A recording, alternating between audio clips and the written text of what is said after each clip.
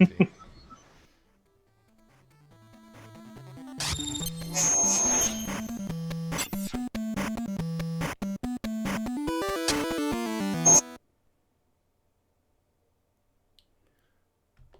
So, hello, and welcome to our weekly,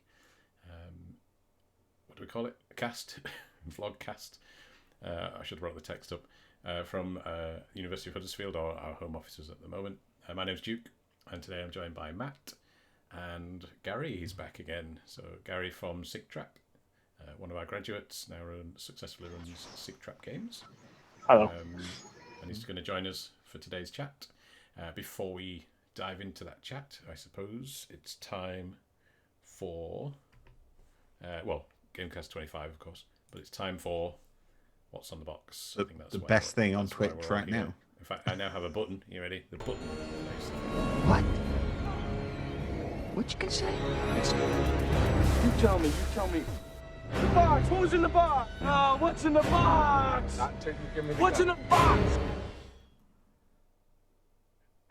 Are you going to do a new one at some point, Matt? Or is that it? Maybe, but I still quite like it. Okay. It's still just like my. I presume you've seen the film Seven, right? Though, haven't you? Yeah. Which it's based off, yeah. Yeah. What's in the box? Yeah. What's on the box? Yeah. One second. Yeah. So let's go to What's on the Box. So for those who don't know, for those who are new to our weekly cast, What's on the Box is we are going to read out what's on the back of the box, and the rest of the team and you guys on Twitch are going to try and guess it. So let's dive straight in. I can't remember who's first. Oh, it's me. We need to change the order a bit because I'm sure I've come in first the last few weeks. Oh, we've got dog cam as well going on. Oh yeah. Gary's got Hi, everything. bud. 3D printers, dog. I've just paused it because, yeah. At least it's not a 3D printed dog, I suppose. Yeah, which would be amazing animation. I'm gonna print him some new teeth. Are we ready? So mine is. It's a shame Daryl's not here. What began as a conflict over the transfer of consciousness from flesh to machine has escalated into a war which has decimated 1 million worlds. The something and the something have all but exhausted the resources of a galaxy in their struggle for domination. If Daryl's watching, he's probably shouting at the screen now. Okay, so we know that Duke either only ever picks racing games or RTS games. I've kind of got into a habit now. I can't really change it. Yeah. So it's not a racing game, so we're left with an RTS. It's probably something like I've not played a huge number of RTS games, so it's probably something like Total Annihilation or something like that. Anything for you, Gary? Well, while you're thinking, Scott just said get an RTX and you can remove background noise. I have RTX cards. Yeah, I have an RTX card as well. It's not as good as you think, Scott. I've had to turn it off. Right. I don't know. Yeah, so I haven't really got an idea either. It's like Matt hit it. It's Total Annihilation. I got it just by guessing. Yeah. I'm just that good. Are all the exhaustive resources. So I was kind of doing it on the thought that Daryl might be around, but never mind. Plot for Terminator. Hey, that's good. I like that. So Gary, are you ready? Yeah. Okay. Okay. Team up, power up. Blank returns with an extra dimension. Play solo or team up with up to 4 friends to fight through hordes of monsters, unlock new loot, and find your way to escape the planet. Ooh. I'm thinking like 4-player. No, it was 5, isn't it? It feels like it's Left 4 Dead type, 4-player jobbies. It's the escape the planet bit that threw. It feels very much like Diablo-esque sort of loot. Ooh. I might have got you. Sort of a looter sort of game. It's not Diablo because there's no planet. No. Planet, I don't think. Play up to 4 friends and fight. Oh, could it be?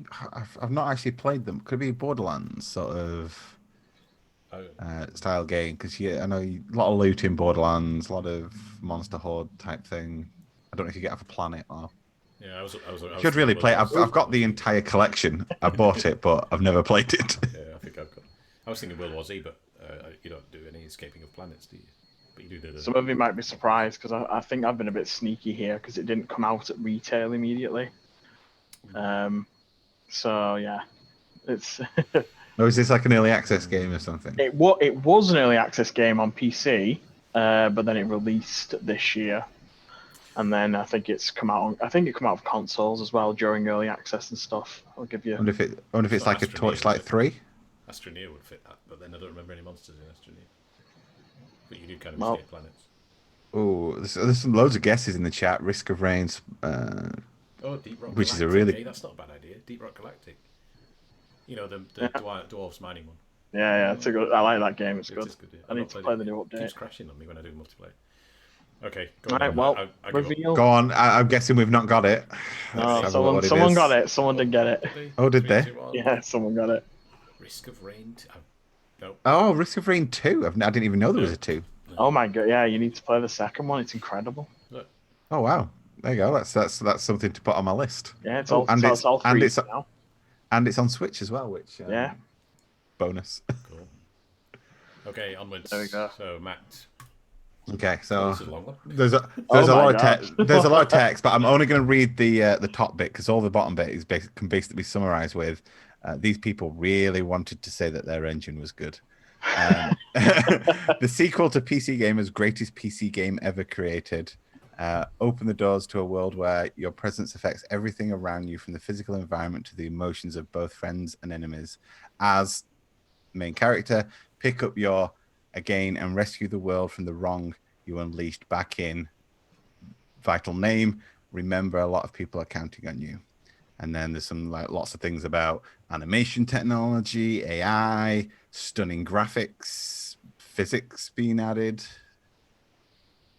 Are those stars the right number of stars?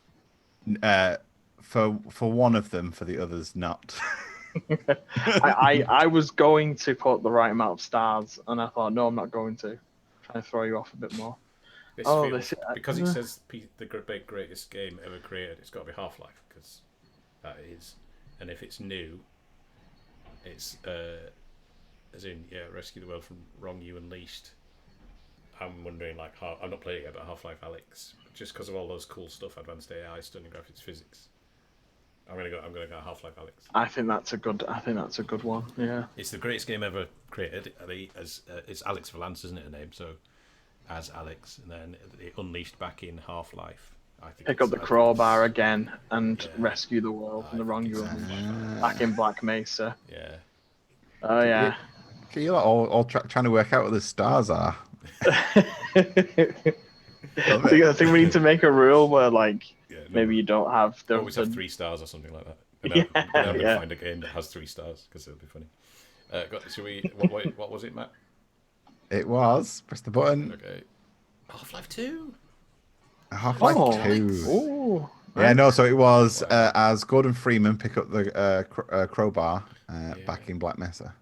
Now, actually, I went through there's lots of different back covers for this this game. I found like this website where they had all been scanned in, and every single one of them, all they talked about for most of them was how good their engine was, and Source Engine's amazing, and Source Engine is going to change the future and the world, and not many people use Source Engine nowadays. Do you remember when they launched Source and there was that demo level where you walked and they had those spinning glass cubes so you could see the shader model for seeing through glass, and then there was a flame area, and there was that physics room where you shot shelves and stuff would fall off. This was 2001, 2. That the Lost Coast or something? So, like a Half-Life 2 thing? Yeah, Lost Coast was the demo that was released, but before that there was the tech demo, and you can find it online, and you literally just wander through rooms of technical innovation, and the entire world was blown. I mean, it was such a leap forward with Source over everything else at the time. I remember it, and it's a shame Daryl and Mick aren't here. I think they probably were around as well at that point and just went, "Oh my god, this is just." Your brain was on fire for a week because it was just so I'm not surprised they pushed the engine. It was absolutely amazing. Yeah, it's. I think Half-Life 2 was the first sort of crisis. Can it run crisis sort of thing? Is that everyone was like, "Can you run Half-Life 2?" Yeah, that's amazing. But that Lost Coast level was really cool as well. Lots of fun. Yeah, it was cool. Like that was it like a stained glass thing, and like it was Yeah. like projecting the colours of the stained glass down on the floor and stuff, which is really impressive. Oh, incredible. It still kind of holds up today It does. I still play. I visually. still play Half-Life 2. Oh yeah, About yeah. every couple of years, I run through it again. Yeah, For same episode 1 here. and 2. And still, Daryl's never finished it. Well, we'll have to remind him of that. He'll probably pop in the chat. And He was in the chat. He did pop up. I'm sure he yeah. did. Yeah, he did. But one of the things he'll It's tell you lurking. he's never actually finished it. I think the Sandlions game. But we'll have to have a playthrough or something. Anyway, isn't that Half-Life's the speedruns where you go faster backwards, isn't it? Yeah, because they released a patch because everyone was trying to was doing bunny hops forward, so they released a patch so you could stop that. But all they did was put a negative effect on the bunny hop. So if you now bunny hop backwards, you get infinite speed. Yeah. So I just love that. I just love that. That's how they tried to fix it. Was just negative value. Yeah. So super quick slide. This one. We're not hanging around on this much. Some of you may have heard we're going back into lockdown on Thursday. However, from a university perspective, it's basically very little difference. Universities and schools are all staying open. We've had an email from our Vice Chancellor basically saying almost business as usual, particularly for us in games where it's all online anyway. You will have seen that we are asking students whether you'd like to go on or off campus for the first game jam in January. We're still working on that being an on-campus thing for those who want it. 40 positives so far, so 40 people have said they'd like to be on campus. That's good. So yeah, I think that's going to be really promising. Mostly second years, mix of first and final for the rest. So anyway, that's all really. Just lockdown is minimal impact for us. Other than one thing that's just come up in student panel is the student reps asking for a bit more something. We don't know what yet. Something sociable, something informal. For the first years who obviously haven't yet made their friendship groups. So we're going to work on something there as well. In fact, we have a meeting tomorrow to discuss if there's any ideas. So we'll see how that goes. But anyway, that's all for the lockdown slide. Let's get on to the actual fun stuff. So we thought we'd talk a little bit about software. This is something that comes up quite a lot. So industry standard versus non-standard, open source, things like that. And then we'll go into some technical wizardry discussion about how the importance of technical understanding over just I don't want to say just to downplay it, but over the artistic skill. How in games it's more than just an artistic skill. And then we've got some bits at the end on differentiation. So let's dive into software use in game development. Yeah. So this entire subject kind of stems from an ever-going discussion, but actually it's getting more and more prevalent every year as it gets more dominant, especially online. Is if you go to the next slide, there's a nice little slide that sums it up perfectly. 3ds Max versus Blender, and then everyone saying versus Maya, and then everyone saying Blender is better. It's kind of very much an internet meme right at the moment that you can do everything in Blender, and why would anyone use anything else when you can just do it in Blender? Which actually, to a certain extent, is true. Blender is getting better every single update. They keep adding more and more cool features. They're putting the big boys to shame, really, in terms of some of the stuff that they're adding. But there's a bigger discussion to be had over the use of software, really. And we have, as lecturers, we talk about this all the time, and we talk to industry about it. And it kind of comes down to one phrase, and that is industry standard. And it's one of those discussion points that if you're going to be spending hundreds and hundreds of hours learning a piece of software, should you spend it learning Blender or learning an industry standard piece of software first? And I think Gary, we're going to go back and forth on this a little bit, but it's in terms of favorites. But from my point of view, and I think it's like Blender should be second. Is that you should learn a standard piece of software first, like Max or Maya, or even to a certain extent, there's some others alternatives, but Blender should be something that just adds to your repertoire of skills, that you can just take the stuff that's in Blender and basically use that as a secondary more than a primary. Yeah, I can definitely see some value in that. I mean, first of all, like I think making that comparison of like, oh, Blender's better than X or Y, or 3ds Max better than X or Y, like I don't know, I find it a bit kind of cringy because it's like I feel like people have their own attractions to different software, and really it's not really about the software, it's about like what you do with it, right? I'm sure there are 3ds Max artists who can run rings around people who, you know, can model stuff in Blender. You know, it's a tool at the end of the day. It's something that, why does it matter? Why do we need these like kind of schoolyard comparisons between software and stuff? And like you said, Blender's catching up. Blender has single-handedly like put all the big it's put Autodesk on its toes, ZBrush, you know, Pixelogic, they're all kind of being shaken up by Blender, you know.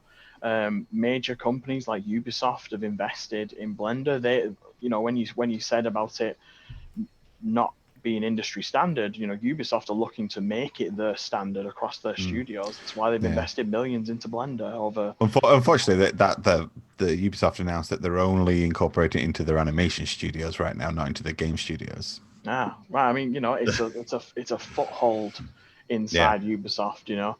Um, I just think try out different software. I mean, there's no excuse, guys. I mean, we've all got access to, Yeah. you know, Autodesk's entire library of stuff, you know, as students and that. Try 3ds Max, try Maya.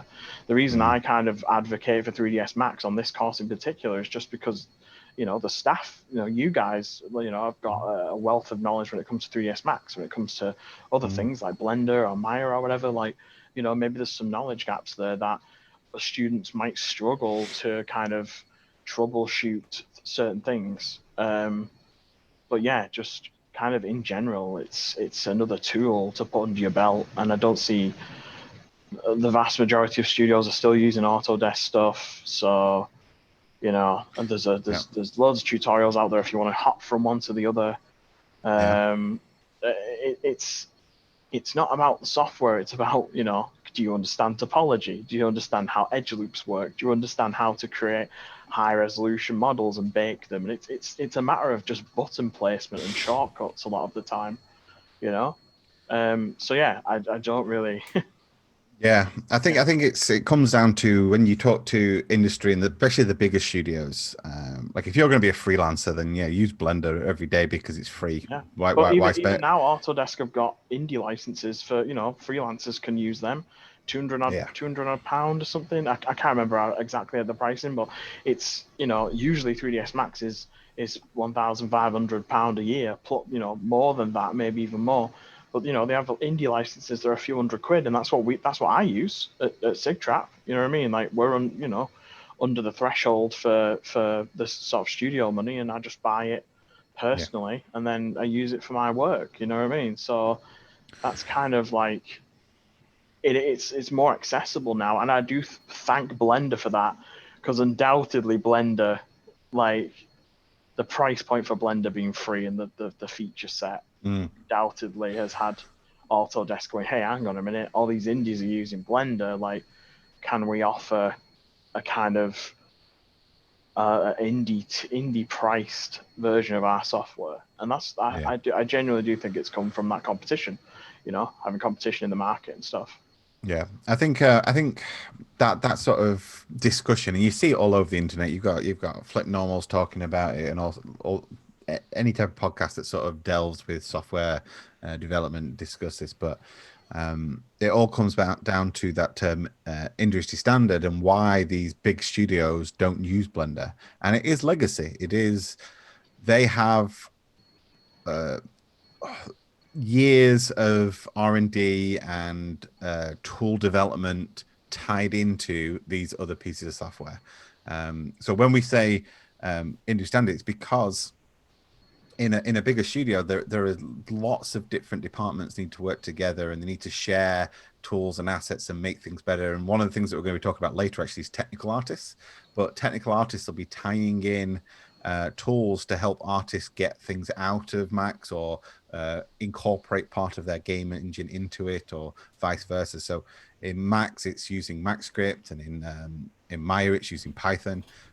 These sort of scripting languages to sort of incorporate their entire development pipeline. And they've even got probably things like tying it directly into source control and things like that, so they can open directly up. It's just Blender hasn't had the years of development within studios to have that sort of uptake from them. Now, that might change as like you say, Ubisoft begin to adopt it in a few of their studios, and maybe the open source community will start adding more and more features and tools to be able to incorporate these types of things a little bit easier. But when you talk to these studios about what skill sets they want the fundamentals first and foremost. They're not really bothered if you learn those fundamentals in a piece of software like Blender, but they want the fundamentals to start with. But actually, it comes back to that discussion of, as you go into these studios, you are going to have to adopt their pipeline. You are going to have to change your workflow. And if you have spent 10,000 hours plus, which we were talking about last week, about that 10,000 hours getting comfortable with something in Blender, and then you go, okay, now switch over to Max or switch over to Maya. It's another hurdle. It's not a massive hurdle, because once you know the fundamentals, it's fine. You just jump over to that piece of software and learn it. But it's you're going to have to adopt to their pipeline until the industry changes. So yeah, it's one of those situations where, yes, this amazing piece of software, and with it, I think we should always put a massive asterisk with with Blender of, it used to be awful. No matter what the internet says, it was awful at one point. It's only basically got good very recently. I think me and Ashley were talking about this literally the other week, going, students should be learning primary and then Blender as a secondary to add all of the good features that Blender is having, and sort of jumping back and forth between them. We have students that go into final year, and what they'll do, like last year, for instance, we had a student that preferred the modeling tools in Maya, but the unwrapping tools in Max, and then the thing. So we'd literally jump from software to software depending on which tools of which particular package they preferred. Yep. And that's a really good thing to do, actually. Be able to just jump from one to the other is sort of a skill set in its own. Just be able to get your head around all these things, find how you prefer them, and sort of adapt to it.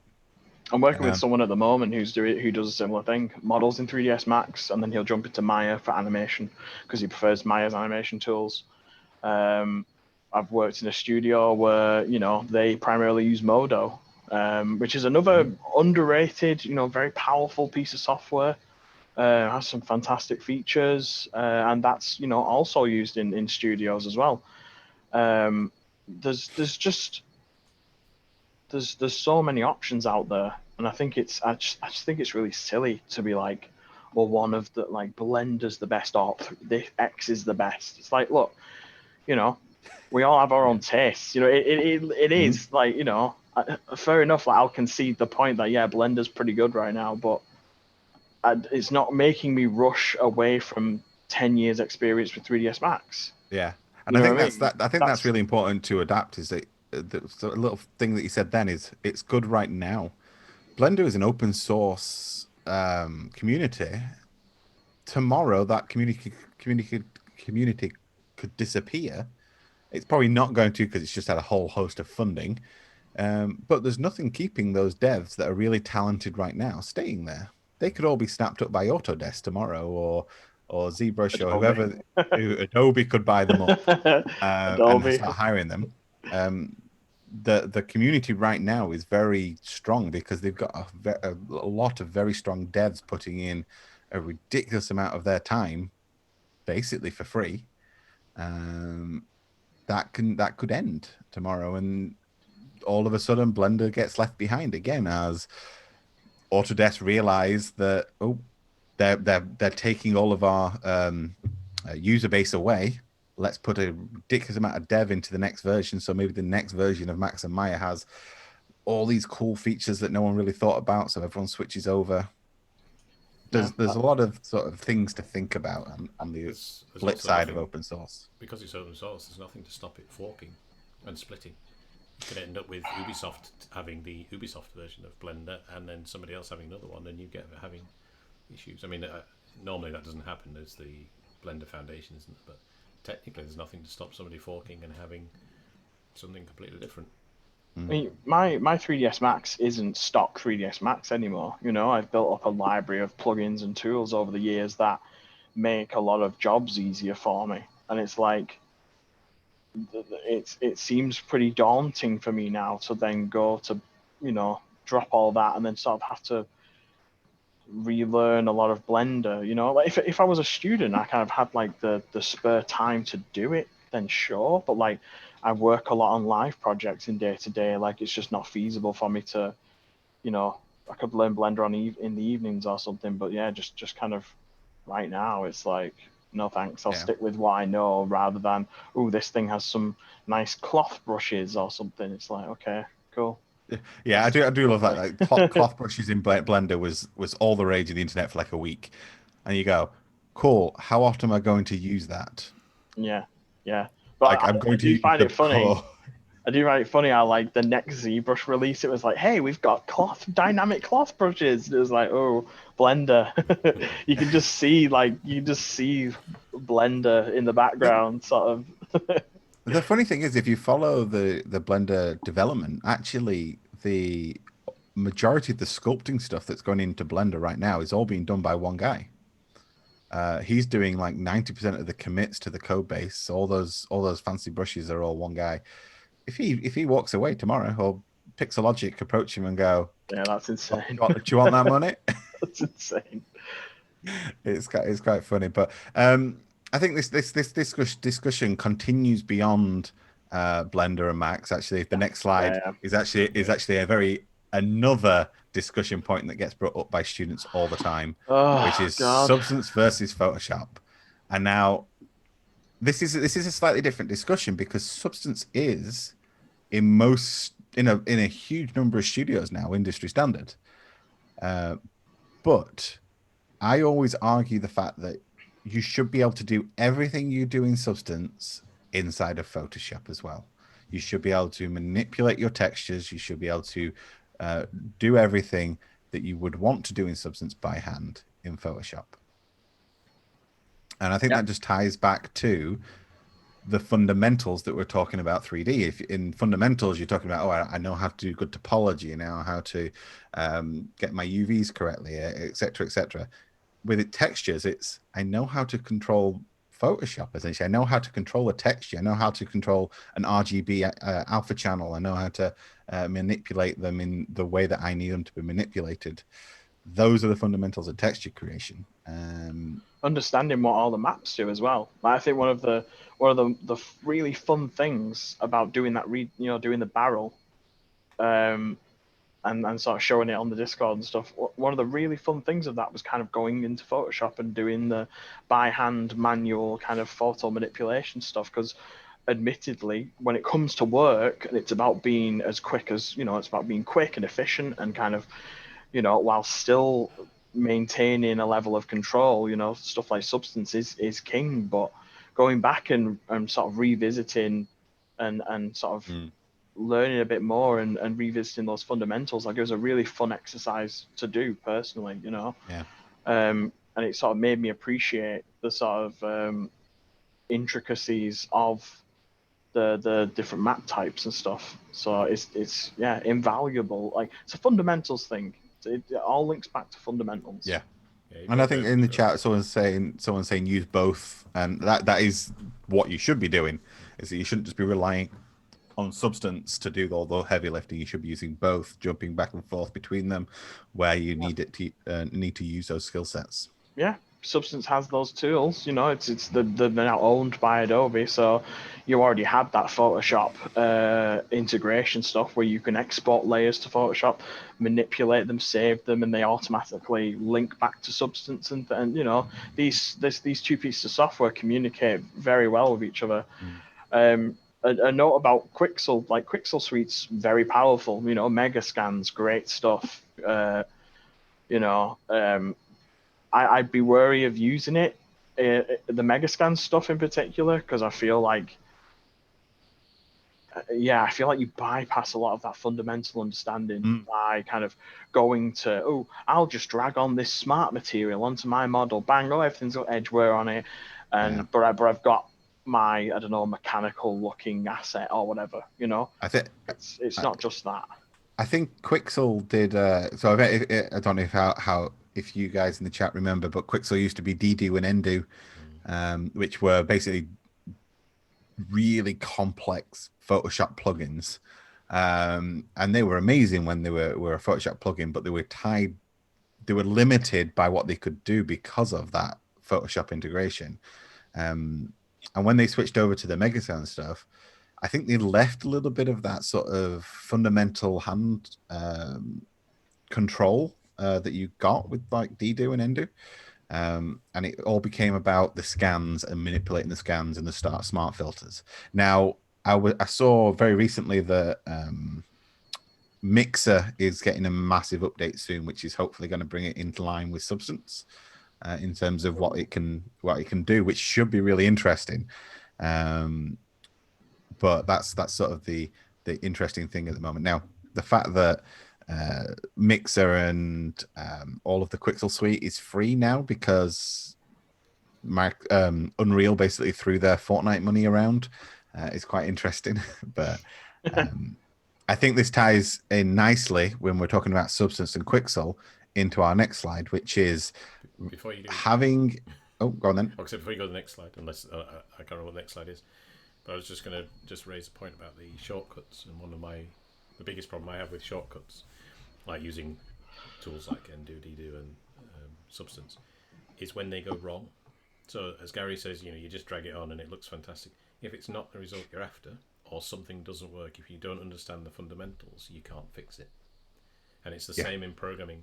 When people follow tutorials that are quite advanced, and it works, but then they want to change something small, and it's like, without understanding the fundamentals, they don't really know what they did, and therefore cannot change anything. And I think that's one of the risks, and it's why, like Gary, you can use these tools. Yeah, that's the biggest. Yeah, it's a huge risk. Yeah, it's a massive risk, isn't it? Like, I've said this too. The first years that barrel isn't really about the barrel. No, it's not at all about the barrel. Yeah, it's about the fundamentals. It's about learning how these maps communicate and how they come together and how you define material. Yeah. And that's kind of the deeper learning to that exercise, and that's why it was so fun to do. Sort of just from, again, kind of doing a lot of the automated stuff on a day-to-day. It's so important to be able to understand that. And yeah, like Duke said, you apply one of those smart materials to your object. Oh, great, my barrel looks fantastic. How do I go about changing the rust detail on this metal now? Oh, I've got to go in, I've got to I don't really understand how this all works. So there's massive risk by getting too far ahead of yourself with these things. Yeah, so I think anyone that's watching that doesn't know, the barrel that we're talking about is for our first years learning 3D. It's one of the first assignments we set them is to create a wooden 3D barrel. And a lot of our first years, they tend to panic over it, and they get really obsessed with like the process and the fact that it's a barrel. And for us, we're just sat behind the scenes, just watching, going, it's a barrel. Most people in the industry, you see them all the time. It's just a thing that you just do automatically because it's not a complex object. It's basically a cylinder at the end of the day. But we set it as the first assignment because it allows you to practice those fundamentals that we're talking about. How do you create a primitive? How do you manipulate a primitive? How do you then break it up and give it some UVs that you can then put a texture onto it? How do you apply those textures and all the different maps, from normal maps to roughness and metallic maps and albedo? How do you make the material properties look right? How do you manipulate those? And then how do you render them? So that entire pipeline is quite an interesting one. It's kind of our version, the game development version of, I'm sure you've all seen it, to tie it back to an earlier topic, the Blender donut. Everyone has seen that Blender donut. Anyone that's learnt Blender has done the Blender donut tutorial. Our barrel is that sort of thing, but for game development, is it allows us to practice everything that we can possibly can to do with it. So on to the next slide. Yeah, which actually is something you were just talking about, which is the technical understanding of software. And the first slide is on this next one. Quixel and Substance smart materials, which are the bane of any game dev lecturer, or, to be honest, any high-end artist that is having to look at these stuff. Because what tends to happen is that when you're learning or first starting out, is that you go into Substance, you start throwing these smart materials on, and you end up going, oh, that's awesome, that looks really cool. But everyone else in the industry is looking at it and going, that's a smart material. Yeah, that's the point I was going to bring up. Yeah, it's like you can see them from like miles away. Like any experienced like artist, you look at it and you're like, oh, that's the, I know exactly the one that was on that fire hydrant. Then I'm like, I've seen it in Substance. Yeah, it's that thing of going, no matter how much you try and throw more smart materials on it, you can still see that's all you've done. So what you need to do is, again, going back to those fundamentals, is use those smart materials as a tool to customize your assets. This is about understanding what is that smart material actually doing in the first place. If you don't know what it's doing, you can't go in and manipulate it. And it's the same thing. Duke uses a really good example when he's talking about Unreal and things like that, and how getting to the tools. But until you know what's going under the hood and how that tool is working, you can never use it to customize and make better art. Now, everyone does it, so I just want Duke to show the next slide, because this is something that Ashley sent to us the other day on WhatsApp. This is a car from Watchdog Legions. And that is what happens when you damage it. It is a smart material.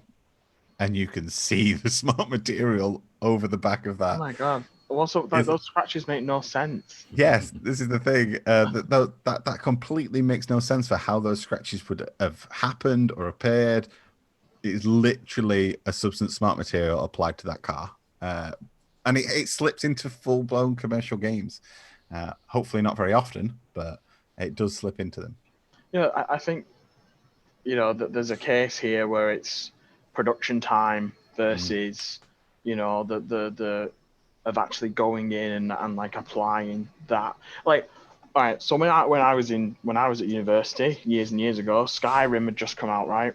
And I remember Daryl grilling us for about UVs. Well, that's Skyrim. That's which version? There's like 20 versions. Oh god, the Xbox 360 original release Skyrim. So like years ago, and like I remember Daryl at the time. Daryl was going on about UVs, and then I remember playing Skyrim, and like there was like rocks and stuff, like kind of rock walls, and all the UVs were just like all warped, and there was just like poly like stretched on them. And I'm like, how's this going to a full production title? Like how what's going on here? I could do better than that.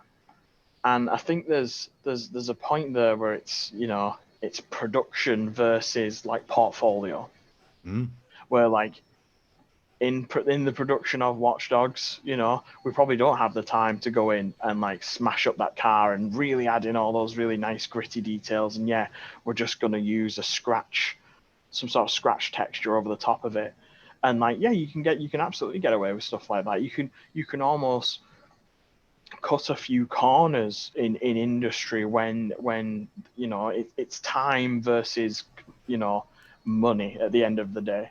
But for portfolio stuff, you don't want to do that. Like, you kind of want to show that you can go that extra mile with your assets. You can go the extra mile with your environments, and you can really push the envelope of like the visual quality.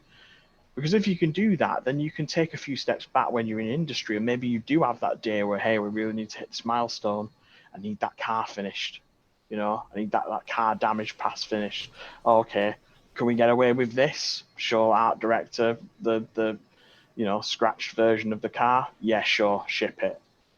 But yeah, so I think there's it's funny when you see things like that, and like with the Skyrim and the rocks and stuff. But like, I think it's as a student, as a professional who wants to like get into industry and stuff, like, you don't want to, but you want to pay that, you want to put that detail in and that attention. I think that on that, Gary, there's an interesting point from Scott. So does it really matter if the end user can't tell if it's been made quickly or not? And I think the to answer that, the difference is the game is being played by the general public who aren't experts in texturing, and they're passing that car really fast, versus somebody looking at your portfolio is an art director or somebody with a lot of experience who wants to employ you. And that's a very different context. Yes, absolutely. One is the car whizzing past and it's a 10-year-old kid on his Xbox versus 30-year experience art director wanting to pay you money. And I think that's a huge difference, isn't it? In that. Yeah, once you're in a studio environment, that definitely will change the way that you look at these things, because instead of I've got 4 weeks to make a barrel, or 3, whatever it is, it's now I've got an hour to make a barrel, so, and get it in there. What can I'll just throw this on the smart material, give it a quick edit, and you're running to your deadline. Okay, it's good enough. It kind of comes down to in production of, is it good enough? And if it is, then let's release it. Just to go back to the point in the chat, like, I don't think there's anything wrong with it being in the game. It's just, to the sort of trained eye, you can see it. It's sort of like looking into the Matrix type thing, like you almost, by learning the techniques of game development and learning how systems work, learning how texturing works and modeling, we almost like remove some of the magic. We're peeking behind the curtain. You know what I mean? So when we do see that kind of, stuff like in Watch Dogs, you're like, as a trained artist or whatever, you see it and you recognize it. Where the general public, and they never really care about that type of stuff. It's just, I think it's just a good example of kind of how these things can get through production, almost by necessity. And really, it's just we pick them up because we're trained to see it. Like, you learn that sort of vision as well, like over time.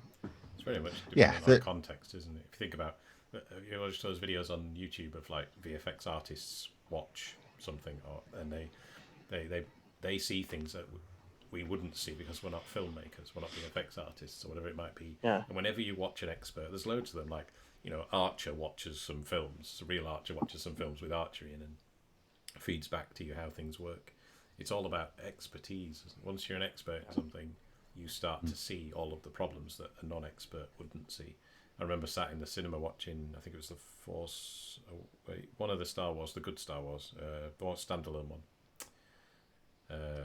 Rogue One. Rogue One. That's with Leia at the end, isn't it, where she turns around? Yeah. And the entire cinema just went, ooh. Because I think there were a lot of people in there in that one who knew a little bit about 3D and movies and so on. And do you remember in the Avengers, not the last one, the one before, when the Hulk's in his little outfit? No, the little floating head. Yeah, and the floating head on that Iron Man, the big Iron Man one. And the entire cinema there went, ooh. And it's that kind of, well, not that they were experts, but that we get used to seeing certain things, and stuff stands out then, doesn't it? And I think when you're an expert, it stands out far sooner, far easier. Yeah, and just to clarify, like, I don't think we're mentioning this stuff as like a detrimental thing, like, oh yeah, these people suck because they've shipped a rock wall or whatever with stretched textures, or like this card doesn't have realistic damage on it. Like, it's an observation that you can make when you understand kind of those fundamentals, you know what I mean? By understanding those fundamentals, it almost opens your eyes to this type of stuff. And like the more you become fluent with these softwares as well, and you start to see the same grunge map crop up time and time again, and you kind of, you see these same things happening, and it's just an interesting observation. I don't think it's meant in to sort of say like the Watchdog or Skyrim artists are crap or whatever, Again, it's kind of, you're managing production and time and money, and it's compromises, like how much time can we devote to these assets. Yeah, I think you've nailed on the head. There is that when it appears in a game, it's not saying it's a bad thing. It's just pointing out that you notice it as an artist. Like one of the things that I did when I was playing Last of Us 2 recently is there's at one point in the game there's a pool, and I spent ages just running around it, just because their cube map and screen space reflection throughout that game was nearly flawless. Is that it was reflecting that world perfectly, to the point where the untrained eye would have said that is RTX reflections. That is ray trace reflections right there. And this is one of the buzzwords that you hear all the time right now. Does it have RTX? Does it have ray trace reflections? If the artists have enough time and dedication, you don't need ray tracing. Ray tracing is a tool to speed up production. That's it. It's not a switch that makes things better. It's just a tool. And this is what we're talking about with all of these different pieces of software, all these different techniques, is they're tools to make the art easier for developers to make. Sometimes those RTX features can be a detriment. They can impact the art direction or the visual style of a game negatively. So sometimes it's better to have those things off rather than on. One game might benefit from real-time reflections, and another game it might, I don't know, might expose some flaws, or the way that it renders, it maybe darkens the scene too much or something. There's a bunch of different stuff really that can, it's not a catch-all it's not a silver bullet for any scenario really. So should we move on to the next one? Yeah. Cool. I just did in and out of focus, and that was weird. So your next slide. This was a slide that's actually supposed to appear earlier. We've kind of already discussed this, which is should you use these non-standard softwares? And there's some really good examples, like Rhythm UV is an amazing piece of software for UV development. There's some really very specific ones. One of my favorite right now is called Fibershop, which literally the only job it does is create hair cards, which is a very tedious job for anyone that's done hair cards before. And all it does is speed it up. And these are some amazing tools that actually some of them I would recommend go and play with the same way that you would go play with Blender. But in the back of your mind, you've always got to remember, okay, so this Fibershop helps me create hair cards. I need to know how to do it the traditional way. So when I go in industry and they don't have Fibershop, I still can make them. Yeah. Same with Rhythm. The Rhythm's incredible. The amount of time I've saved with Rhythm. But again, when I did the barrel, I went back and I did manual UVs, and I got caught out on the UVing because I had flipped island, so I had to texture my barrel backwards in one part of it because I'd messed up. But Rhythm handled all that for me, and it's like, you shift over to these softwares, and sometimes it can be good to go back and appreciate the manual work, and understanding how UVs work as well is like a really good thing to know. So you could go and use Rhythm and have these beautiful unwraps, but if all you ever learn is Rhythm for UVing, you wouldn't understand how UVs work at all, because literally Rhythm is you press the button and by magic you've got perfect UVs, and you're like, this is amazing. But if you'd never gone and learned how to actually control them, if Rhythm ever did anything wrong, which it sometimes does, you don't know how to fix it, or why you're fixing it, or why you're changing things. So this is goes back to the original discussion point we had, which is fundamentals. Optimization as well. Optimization. Like, I know for a fact that if I went and unwrapped that barrel in Rhythm, I probably, like, all of my islands would have curved, like the barrel islands would have curved, right? Where I know when I was doing it 3ds Max, I was like, okay, I want to have these islands straight for like texture optimization. And yeah, I'm going to get a little bit of like, a little bit of like distortion, but it's like I get way more out of that distortion by having the UV straight because I maximize texture space. So like if you went into Rhythm, it's not a straightforward process to then straighten out those UV islands. And by default, it will try to completely flatten it, and it will do the curve. Have these like smiley face UVs, and that's just not going to be great for texturing. So yeah, there's it is amazing.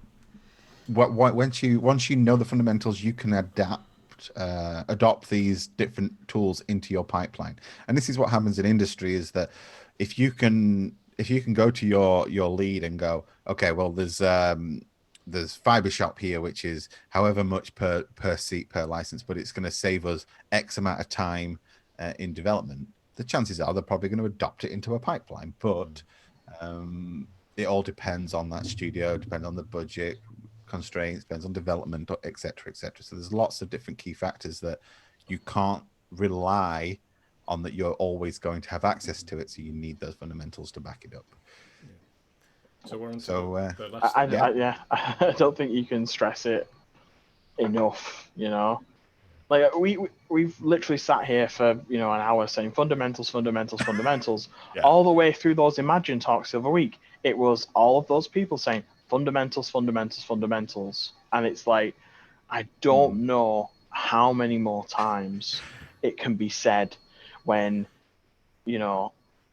industry veterans who've shipped countless titles, AAA, every facet of game development, are all saying, to really get far and excel in whatever field you want to do, it's like fundamentals of programming, fundamentals of art and design, whatever it is that you want to do. Having like a good grasp of those things it makes things so much easier, because when things go wrong, you can just go right back to the beginning. Why isn't this character design working? Okay, let's go right back to the beginning. Let's just turn it into black and white. And is it something wrong with the silhouette? Is it something wrong with X or Y? You can just dial it right back, and having those tools just helps inform you. Like, yeah, it's works in the real world, doesn't it? I mean, GPS is great, but on a long walk, you take a map and a compass, and you know how to read them. It's the same. It's the same in everything. Fundamentals are key. Anyway, so we'll move on to the last bit, which is a discussion that Matt, you wanted to have about game artist versus technical game artist. Yeah, because I think there's a slight misinterpretation of what a game artist is, and because a game artist needs to know technically how UVs work, how polygons work, how what all the different texture maps are doing, etc. You need to have quite a strong technical understanding. You need to be very artistic as well, but you need to have that technical underpinning. And then there's this misinterpretation that means you're a technical artist. It's like, no, that's just an artist, because there is a specific job role called technical game artist, which actually goes much further into it and starts delving into things like shader development and art tool development and things like that. And it's almost like, if you're a programmer but also an artist at the same time, that's where you fit in. Which very few people fit that role, which is why they're always screaming out for them in the games industry. But if that is a key difference, and it's that wanting to stress as much as we can that when you're learning to be an artist, you have to accept that you are going to need to learn the technical side of it as well. Yeah, that's just, tech artists are wizards. They ride the line between art and programming, and They work in the shadows and they make cool stuff. Whether it's shaders. We had a great tech artist work with us on sub level, Bruce. He really revolutionized our texturing pipeline in terms of generation and in terms of like, just by making a few shaders for us that allowed us to control certain parameters of maps that we fed into it. And there's a lot of, if you can get into that and you can be good at it, even if you're not if you're not good at it, even if you just make shaders and stuff, like show some competency, it's very powerful. It's very, very powerful to know this stuff, to know a little bit about shaders and to know a little bit about how things work. Again, it's all links back to, as a games artist, you don't just make the model, make the texture, and that's it. It's make the model, make the texture, import it into an engine, apply materials and textures. Who knows? Maybe you want to do some vertex painting. How do you set up a vertex painting shader? Oh, I don't know. That's tech art. It's like, oh, I'm gonna now try and paint. I've made this nice rock, and I'm gonna paint some grass on the top of it because I want grass on it. It's like, why do that and bake it into your texture when you could have a shader do that for you, and based off the world position of the rock, the moss would accumulate, the snow would accumulate on the tops of or whatever, wherever you define. Like that all kind of links into tech art, and it's really valuable to know that stuff. Yeah, I think every artist should delve a little bit into the tech art world, just to be able to control things better themselves. So if an environment artist, they should be delving into things like vertex painting and shader manipulation and stuff like that. If you're just a general artist, you should at least delve into how normal maps are created and things like that. So there's one thing that always baffles me, because I use it so often, is students that don't understand how a normal map is generated fully. They just think you press the button and there's your normal map. Oh, no. If you know how it's generated, you can go in channel by channel hand painting a normal map. You don't need to generate it. You can do it by hand. And that's what things like Endo used to do and stuff like that, is that it converts hand painted stuff, but you can do that by hand. And it saved me so many times when I was doing freelance of just like, oh my God, I've got a bake error there. Now, back then, a bake used to take hours instead of like seconds that it takes now. But so instead of going, oh, I don't have time to do another bake, I'll just go in and hand paint out that error, that normal map scene, whatever it might be, and just doing it by hand. I think even just little things like that can be really important. I saw someone do it on the Discord where they just converted the albedo to a normal, and it made me want to cry. Like when I was in uni, there was software called Crazy Bump, and that just basically did height to normal, sort of like black and white values, grayscale stuff, where like white was up and black was down, anything in between. So you could kind of manipulate, you could maybe do some hard surface stuff with it. But the amount of people, and I was guilty of this as well, that just kind of run a normal map, just run a diffuse map through it, and just absolutely, like, they were just a mess, an absolute mess. I think Daryl is. So yeah, don't do that, for God's sake. Yeah, I think we're all having some like flashbacks of doing that. Yeah. Please do not do that. I would rather you not have a normal map than have some like height to normal abomination that you've just generated through like a web browser or something. Like put the time in and like understand how, maybe you can be selective, maybe you can use your albedo as a base and be selective. Like look at where, the wood grain here is receding into the texture, so I know that I want that to be deeper onto the normal map. So you could use your albedo to pull information and convert it into normal maps and stuff. But yeah, just avoid like the play. There are use cases for these tools. Those tools exist for a reason, and that's a primary one. Let's say you're just doing a wooden barrel, we'll go back to that example, is that you maybe go in and you sculpt it in ZBrush, you get your high poly, you do some nice high sort of big chunky wood grain, so your low frequency detail.